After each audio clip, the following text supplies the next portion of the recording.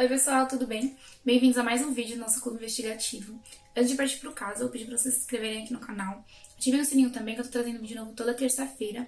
E me sigam nas minhas redes sociais, que eu vou deixar aqui na tela e também na descrição. Se você estiver gostando também do conteúdo, acesse a playlist aqui do canal, que tem vários outros casos que eu tô trazendo aqui. E já faça a maratona por lá. No vídeo de hoje eu vou trazer o caso da Brianna Denison. A Brianna era uma jovem universitária que sumiu da casa amiga dela no meio da noite, de um jeito muito misterioso. Quando descobriram o que tinha acontecido com ela, o caso foi ligado a diversos outros crimes que também eram ligados a uma só pessoa. Então é isso, vem comigo saber mais sobre essa história.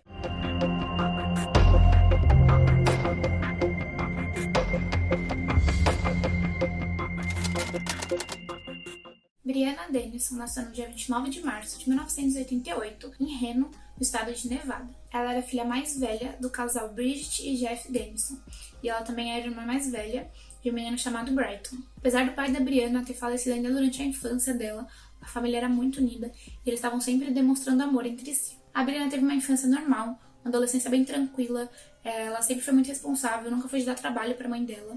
Em 2006 ela se formou no ensino médio, na Reno High School. Já em 2008, na época do caso, quando ela tinha 19 anos, ela estava cursando psicologia na Santa Barbara City College, que era uma faculdade localizada na Califórnia. E foi exatamente nesse ano, de 2008, que a Brianna voltou para casa dela em Reno para passar as férias de inverno. Seus amigos e familiares a descreveram como uma menina muito engraçada, despreocupada e às vezes até um pouco ingênua. Todos eles falaram também que a Brianna era uma pessoa maravilhosa de conviver. Era simplesmente aquela pessoa que todo mundo quer sempre ter por perto. Como ela era muito popular e ela tinha muitos amigos, ela estava sempre sendo convidada para festas, ali em Santa Bárbara mesmo, onde ela cursava a faculdade, mas também em Nevada e em Reno. E uma dessas festas que ela tinha sido convidada aconteceu no dia 19 de janeiro de 2008, no Sands Regency, que era um hotel-cassino que ficava ali em Reno mesmo. E óbvio que a Brianna estava muito animada e muito empolgada para essa festa, já que ela ia rever todas as suas amigas da escola e também ia se divertir com outros jovens da sua idade. Após algum tempo na festa, mais especificamente às 3 horas da manhã, a Brianna e suas duas amigas, Jéssica e Carissa, decidiram ir comer, então elas foram a um restaurante dali para comer batata frita e tomar milkshake. Após comerem, a Jéssica lá pegou uma carona com um estranho na rua e voltou para a república onde elas estavam hospedadas. Já a Brianna e a Carissa decidiram ficar mais um pouquinho na festa e elas foram embora lá pelas 4 horas da manhã. Quando as duas chegaram em casa, elas já foram se aprontando para dormir. Mas como era um local pequeno e como a Jéssica já dividiu o quarto com a Carissa, a Brianna ela se ofereceu para dormir no sofá da sala e a amiga dela concordou. Então elas aprontaram tudo ali, se despediram, e aí a Carissa foi dormir e a Brianna também. Já no dia seguinte, no dia 20 de janeiro, quando a Carissa acordou, ela iniciou a manhã dela normalmente, como todas as outras. E quando ela desceu na sala para checar se a Brianna já tinha acordado, ela percebeu que a amiga dela não estava no sofá. Porém, ela tinha deixado alguns pertences para trás, incluindo seu tênis e seu celular. A Carissa então avisou a Jéssica que a Brianna não estava na sala, e as duas obviamente ficaram bem preocupadas, né, porque se a amiga fosse sair, com certeza ela avisaria. Então elas começaram a procurar pela casa, chamando pelo nome da Brianna, mas elas não tiveram nenhum sinal dela. A única coisa que poderia dizer algo, né, sobre esse sumiço da Brianna era o celular dela, que estava em cima de uma mesinha na sala e estava tocando sem parar com um som de notificação de SMS. Quando elas pararam de procurar para tentar analisar, né, a cena, a sala, para ver se elas encontravam alguma pista, elas perceberam que no travesseiro da Brianna tinha uma mancha bem pequena que parecia ser sangue. As duas amigas então decidiram ligar para a mãe da Brianna, que morava ali perto. Ela foi correndo para casa das duas amigas e assim que ela chegou lá e ouviu todo o relato e viu aquela pequena mancha, ela ligou imediatamente para a polícia. Os policiais chegaram, né, para averiguar todo o fato e de cara eles já estranharam, porque realmente é muito estranho uma adolescente sair e não levar o seu celular ou até mesmo seus sapatos, que eram os únicos que ela tinha ali no momento. Então eles começaram a desconfiar que tinha acontecido alguma coisa logo de início. Além disso, assim que eles chegaram, eles já foram logo examinar, né, aquela tal mancha no travesseiro. E eles perceberam que na verdade aquela mancha era uma mistura de sangue, rímel e muco, que é uma característica muito presente em travesseiros usados para asfixia. E o que deixou os policiais ainda mais intrigados foi que tanto a Jéssica quanto a Carissa afirmaram que não ouviram nenhum barulho durante a noite.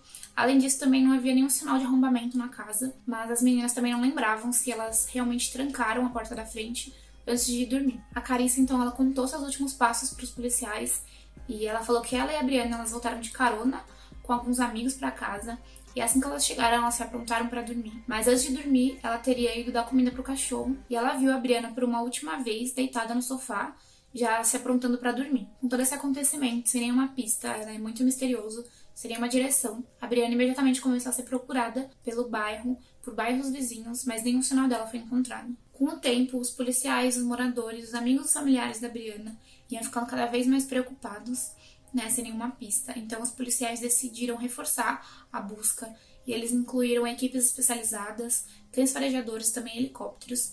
E os moradores do bairro também se mobilizaram para ajudar na busca. Em paralelo a isso, o celular da Brianna, que segundo as amigas estava tocando sem parar, também foi analisado. A única coisa aparentemente relevante que foi encontrada no celular da Brianna foi uma sequência de mensagens que a Brianna estava tendo, que se encerrou às 4h23 da manhã. E essas mensagens estavam sendo trocadas com um homem chamado Clint Gilhard, que após investigações descobriram que ele era o namorado dela há 6 meses. Os policiais chegaram a investigar o Clint, porque pelas mensagens eles perceberam que o relacionamento da Brianna com ele era um pouco turbulento, isso porque o Clint ele tinha mudado de estado para estudar na Universidade de Oregon, então ele ficou bastante distante da Brianna nesse período, e ele sentia muito ciúme dela quando ela ia pra festa, quando ela saía com as amigas sozinha, sem ele. Inclusive na noite da festa, ele chegou a mandar uma mensagem pra ela, dizendo que ela não amava ele e pedindo pra ela não ir. Com isso, a polícia decidiu fazer uma investigação, né, com a operadora de celular do Clint, e eles descobriram que todas as mensagens que ele enviou tinham sido enviadas a muitos quilômetros de distância, provando que ele não tinha nenhum envolvimento com o desaparecimento dela. E obviamente, com a notícia, né, do desaparecimento, o Clint ele ficou bastante triste, abalado e preocupado. Toda essa investigação que estava sendo feita, né, para descobrirem o paradeiro da Brianna, estava sendo muito, assim, efetiva. Para vocês terem noção, todas as pessoas que estavam na festa junto com ela foram interrogadas. Os policiais fizeram todos os passos dela naquele dia. Então, eles analisaram as câmeras de segurança de todos os lugares que ela passou. Isso foi até facilitado depois que eles descobriram que tinha um fotógrafo na festa registrando tudo. E ele tinha diversas fotos, inclusive da Brianna. Mas, apesar disso, eles ainda não tinham nada concreto. Apesar de toda essa investigação, de toda essa mobilização, eles não conseguiram nenhuma pista sobre o paradeiro dela. Um detalhe é que até aí já tinham se passado 4 dias do desaparecimento da Brianna. A essa altura, toda a comunidade de Reno estava muito preocupada. Não só porque poderia ter alguém perigoso ou solta, né? Mas porque algo realmente poderia ter acontecido com a Brianna. Então eles estavam realmente bem mobilizados, né? Eles chegaram até a pendurar várias fitas azuis pelo bairro com escrito "Tragam a Bri de volta", como forma de apoio, mas também como forma de apelo a qualquer pessoa que tivesse alguma informação sobre o paradeiro dela. Durante esse período, os policiais estavam trabalhando com tudo que eles tinham ao alcance, né? Que eram as evidências da casa onde a Brianna foi vista pela última vez. Então estava tudo sendo enviado para teste e para análise, desde fio de cabelo até DNA e digitais. Até que em um momento, um teste realizado numa maçaneta que ficava na porta dos fundos da casa identificou um DNA desconhecido. Ele não pertencia a ninguém que morava na casa e ninguém também do arredor, ninguém que morava ali perto. E ele também não estava registrado em nenhum banco de dados criminal. Ou seja, eles tinham DNA de um possível suspeito, né, de ter sequestrado a Brianna, mas eles não sabiam quem era. Com isso, os policiais passaram a adotar outra estratégia para essa busca. Eles começaram a buscar por crimes relacionados ali no entorno. Então, eles passaram a buscar por crimes de arrombamento, roubo, sequestro e crimes sexuais. O que eles descobriram é que recentemente tinha acontecido um sequestro seguido de abuso sexual ali naquela mesma área, com uma jovem quase da mesma idade que a Brianna, chamada Eden Shea. Os policiais então foram checar a denúncia da Eden.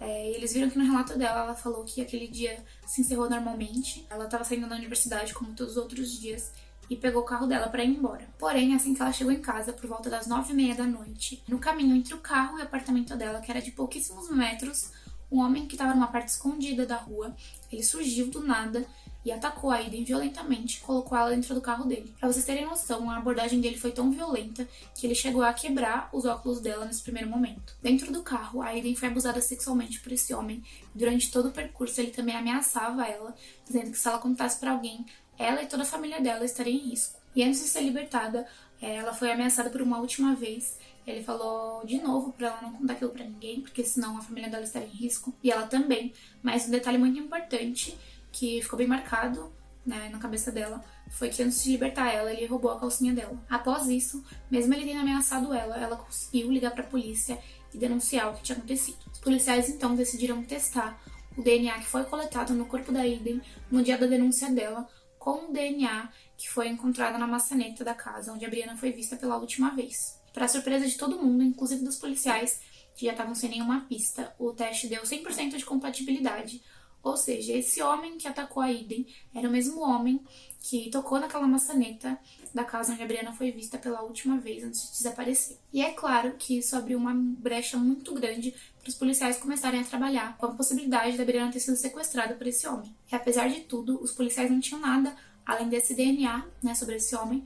Como eu falei antes, não tinha nenhum registro desse DNA, nenhum banco criminal em Nevada. Então a investigação continuou ocorrendo da forma que eles podiam, e isso até o dia 15 de fevereiro daquele mesmo ano, quando um corretor de seguros estava indo almoçar, estava no horário de almoço dele, e ele decidiu pegar um atalho para chegar mais rápido no restaurante. Quando ele estava passando por um terreno baldio que cortaria o caminho, ele avistou de longe uma coisa que parecia um manequim, coberto por uma árvore de Natal, mas ele decidiu chegar mais perto, né, para checar se era mesmo.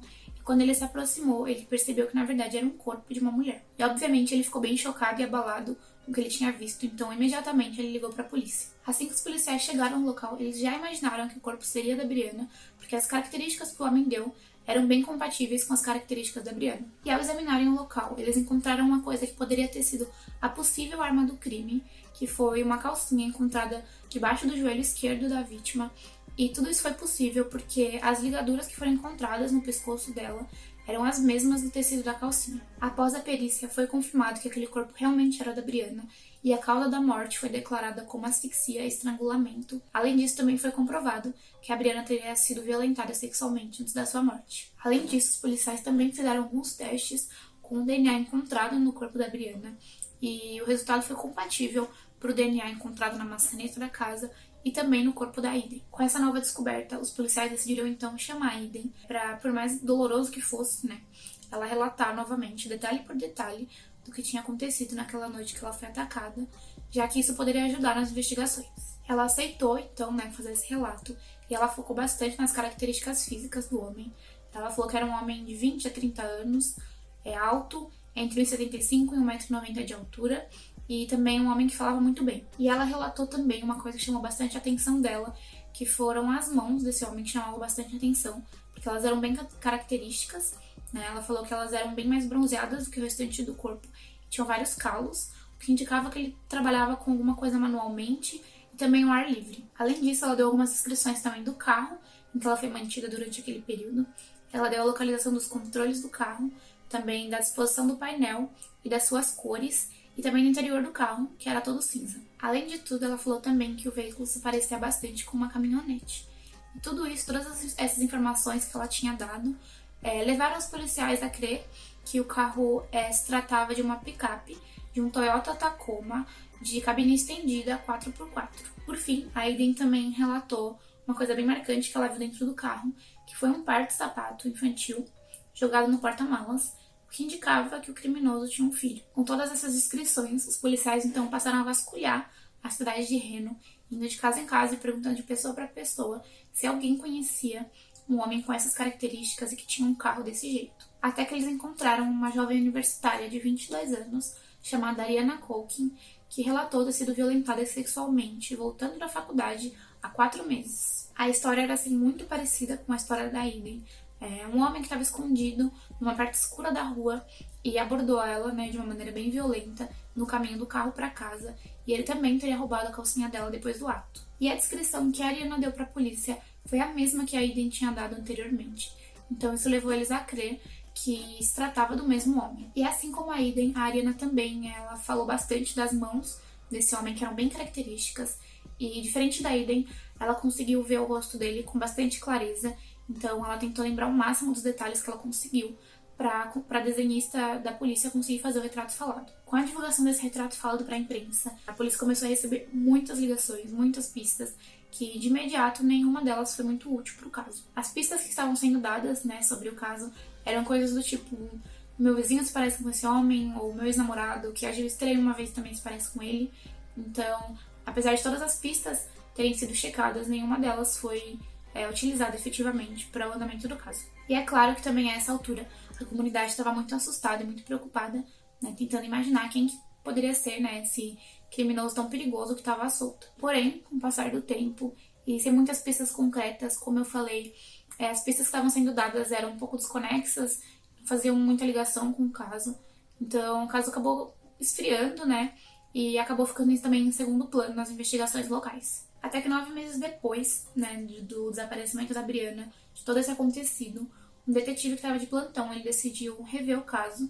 Então ele começou lendo todas as pistas antigas. E dentre as pistas, né, que ele estava relendo, ele encontrou uma que chamou a atenção dele, que era de uma mulher que teria entrado em contato, afirmando que ela encontrou uma calcinha no porta-luvas do namorado dela, e ela achou muito estranha a explicação dele, né, que ele teria dito pra ela que ele roubou aquela calcinha de uma menina que esqueceu na lavanderia. E é importante lembrar agora que um dos modus operandi, né, desse suspeito do caso da Brianna, da Eden e também da Ariana era essa obsessão, né, por roubar calcinhas. Os policiais então decidiram voltar a investigar o caso em primeiro plano e eles começaram por essa pista. Após as investigações, então, eles chegaram ao nome de um homem chamado James Biella, de 27 anos, que era esse homem que teria escondido a calcinha no porta-luvas. De início, eles já foram checar a carteira de motorista do James e logo de cara eles já perceberam que ele era muito semelhante com o retrato falado.